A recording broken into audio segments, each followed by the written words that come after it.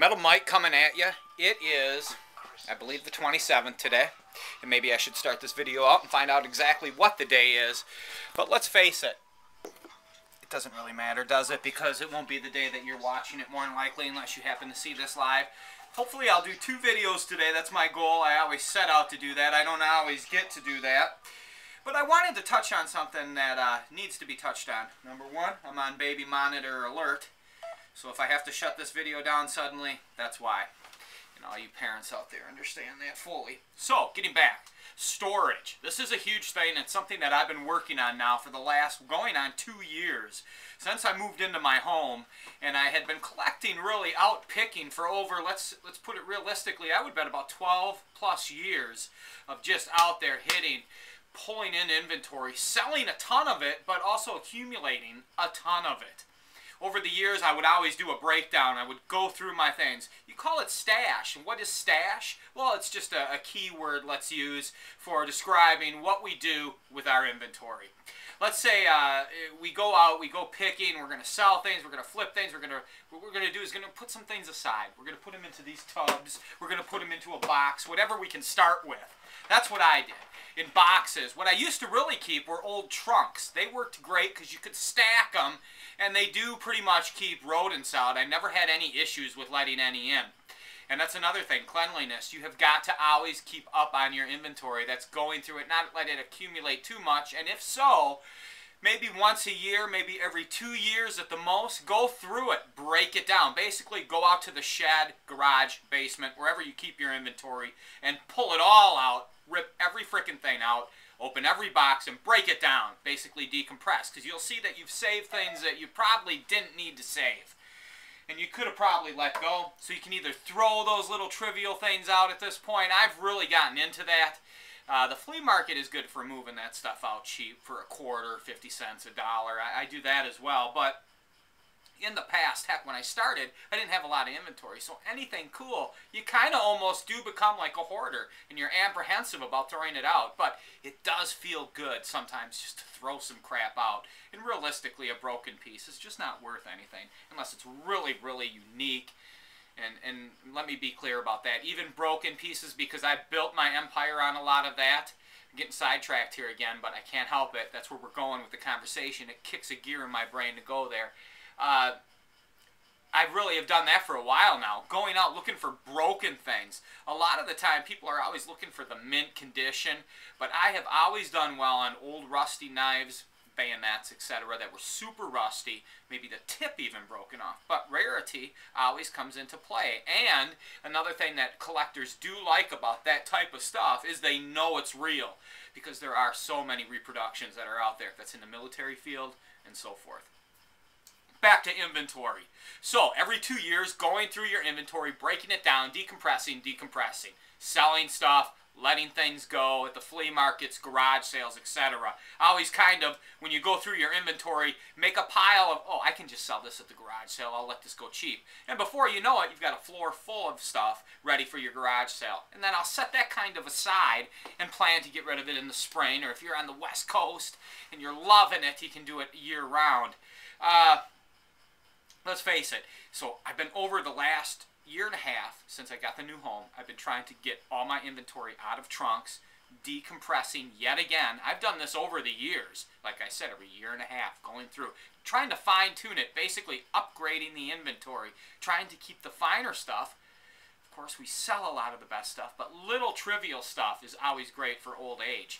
You know, and it's crazy to think like that, but in reality, if you hurt your back, you do this, you do that, you can always pull out an old bunch of inventory if it's all small and sell that. You don't have to work as hard at a flea market or garage sale. So, decompressing, upgrading our inventory, getting it to the point where I'm at now, where I'm not happy yet. Hell, I must have 200 plus of these tubs that I've gone out and bought. And that's not cheap, because they're what, I think $7, $8 a pop.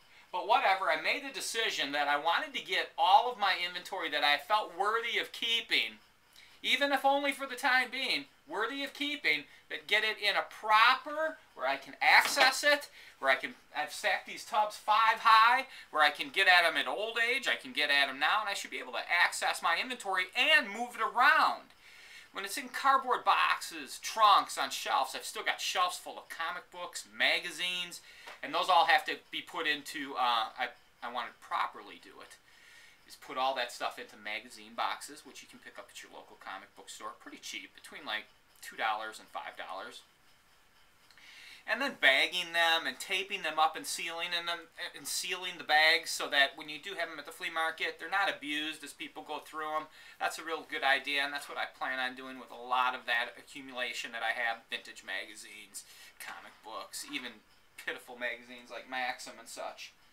Because the pretty girl on the cover, guys love that, and it's not offensive either. It's not like Playboy. There's no nudity, so it's an awesome future sell. Cheap, of course. There's not a ton of value in them. But, so I've been breaking all my inventory down into these tubs. Now, I got rid of a ton of glassware, and I kept the finer stuff, hopefully to resell later at the flea market. But I just couldn't come up with a great idea of how to store and move glass conveniently. And to tell you the truth, I want to get away from it because it is messy. It's just too delicate for me. I like to be able to whip it into the truck. So I want to hear ideas. Let's really kind of share, because as collectors, there's got to be precision ways to be able to store these things, have them ready to go to the flea market.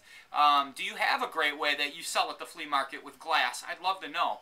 Basically, how do you transport where you basically don't have to put it all out on the table? Is there a type of box that you use where it displays the glass, where you can put them on the ground, but yet stack them up at the end of the day, and it keeps all the glass relatively safe?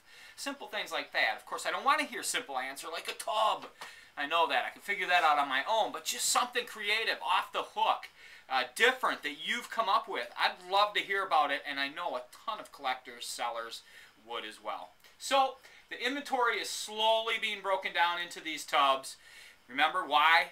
To keep water out, keep rodents out, and to just keep it easily accessible. So I'm trying to do these tubs about 5 high, 1 layer deep, so I can always access them. And when I finally get this all together, I'm going to, of course, film it.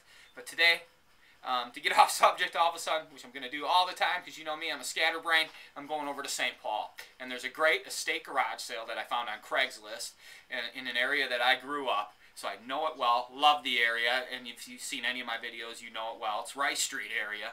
I found it on Craigslist. I always go through the garage sales, even in this time of year. We're getting into December here in a couple of days. And the estate sale is set for tomorrow. So I basically emailed her the day before yesterday even and said, can I get in now? I'd love to get in ahead of the sale. She said, no, but I can do it on Wednesday. So hopefully, I'll get in there today and I'll be the first picker that's been in there. Now, I drove by the house yesterday to see if there was a dumpster there, number one, so that I could get in there and pick it. And there was no dumpster, but there was tons of clutter outside, so I believe that this is a hoarder house, and this is just primed to score something really neat. I'm excited. I'm hoping maybe vintage toys. You just never know. That's what's so rad about these things, and it gets the blood pumping. It's like there's nothing like this collecting. Let's face it. It's the thrill of the kill. It's getting out there. It's finding it, uncovering it, saving it. Yesterday, I drove all over St. Paul. Hit old school, which I don't really do a lot anymore. Hit all the alleys and just drove around areas I love.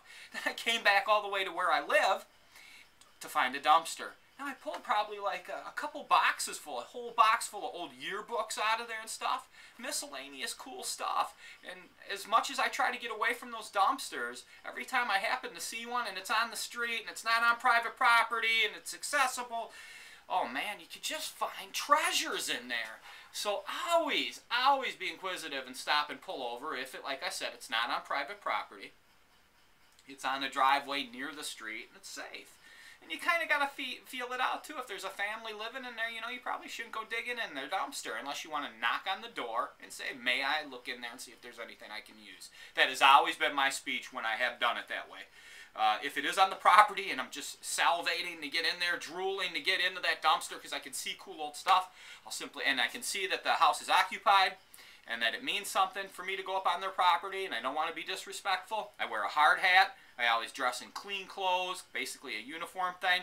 I try not to be in my Slayer shirts and heavy metal shirts and torn jeans. It doesn't work very well when you're approaching someone's home. They want to see someone that is somewhat taking themselves seriously. So, knock on the door, they answer the door, hello, and I say, hello, my name is Michael. Basically, I always have my hat on, my hard hat, and then I'll take the hat off as a courtesy. And I'll say, my name is Michael. I'm the local junk man. I make a living going around looking for old things. It's pretty much my passion. I see you have a dumpster here. There's a lot of cool stuff I can see just right off the top that I could use. May I go in the dumpster and take what I can use? I promise to be respectful to your property, and matter of fact, I'll end up compacting your dumpster slightly as I work, and you'll have more room if you need more room to throw stuff out. Is that okay? And 99% of the time I will have people say, no problem, go for it. And heck, I've even had it goes from that to suddenly they're going, well, come on inside, I want to show you something. That is the truth of it. I've ended up doing that one story in particular. The next, not even 45 minutes later, I'm up in the attic, sitting on an old wood box in the dead of summer, so it's just hot as hell. Across from this, I think she was in her 80s, woman, Fraulein from Germany. So it goes from going in a dumpster, knocking on the door, getting permission, come on in the house, up in the attic, across from an 88-plus-year-old German woman, sitting on a wood crate, we're sweating, and she's giving me all these vintage German books from right after the war and prior to the war. Beautiful art books, incredible stuff. And that woman called me back time and time again on the phone and would say, Michael, come on over. Real simple. She'd open up her beautiful home to me and invite me in, and she'd say, take that out of here. She was downsizing, going into retirement. Husband had passed. And, you know, a lot of people go, oh, you're taking advantage of the seat. No, not at all, because I'll tell you why. She knew she was helping me. She didn't give a damn about this stuff. She was downsizing, and she needed the help. She needed someone to come over there and respectfully take it out of her home that she could trust. Remember, trust is a huge thing. You always want to respect people. And she respected that. She seen that I worked hard. She would say, I want this whole room emptied. I'd go over there with an empty truck, and I would fill that van so efficiently, so fast, I would bust my ass to get that stuff out of there. And respect, not bumping her walls, precision. And that is why she would call me back time and time again. And I was always courteous, respectful, and heck. So that's what I mean when I say the dumpsters. You'll see how I always get sidetracked with these stories, but that's what pops into my head as I'm going through the stories of starting out with storage, to going out to dumpsters, to estates, to suddenly being in the home. And I just try to spew this stuff out, and maybe there's a bit here and there that someone can grab and use. And that's the whole goal right here, just to leave something for the people that can use on some level, and maybe is somewhat entertaining. And the best thing about me always, and I'm always going to brag about it, is I'm not scripted. So, though I have, what do they call it, diarrhea of the mouth, I keep talking. That's what I got. Yep, but I love it because it's junk, it's antiques, and my dad, sidetracked again, but I got to tell you the story, who had a comic book store in the 1970s. I used to sit on a stool. I always tell this story because it's relevant to how I'm describing myself as being a scatterbrain and always talking and never shutting the F up, never ending it, just keep going.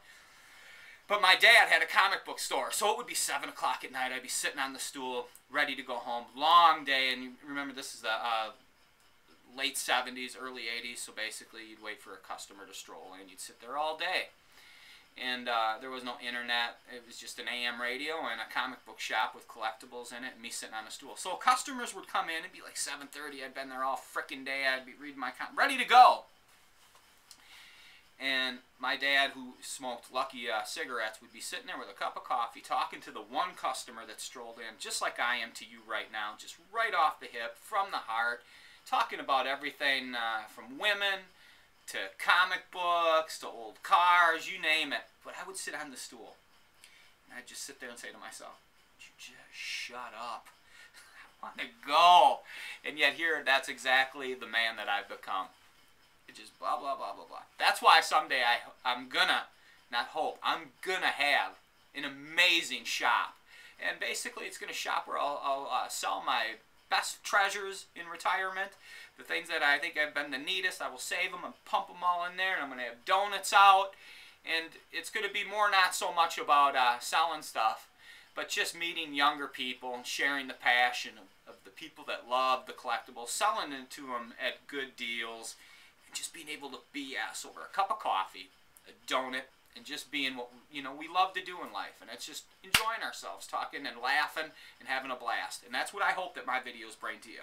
So, enough of that. Hopefully I'll make that second video today and I'll find some treasure at that house. You'll for sure see it, unless I burn myself out. A lot of times I'll do that. I'll get out to these houses and I get so many treasures. I fill my van. I come home. I'm dead tired. I eat a supper. I'm out. Hopefully today we'll get a couple of treasures and we'll film them and we'll show them to you in the second video. Peace out. Metal Mike, always out hunting, always out picking. Get out there. You can find it, man. It's out there for all of you. Just got to hustle. Just keep going. And if you don't find nothing, you'd be surprised. You go down one alley one day and there's nothing there, and the very frickin' next day that you go, if you just do that repetitively, all of a sudden there's an antique old ice cream stools or something sitting there for you. It's out there. Envision it. Feel it. You can feel it. You can just... I know I'm going to find something some days. You just get this itch. And if you don't, who gives a damn? You're out there. You're enjoying it. You're freewheeling it. You're not in a cubicle locked down. Metal Mike. Peace out.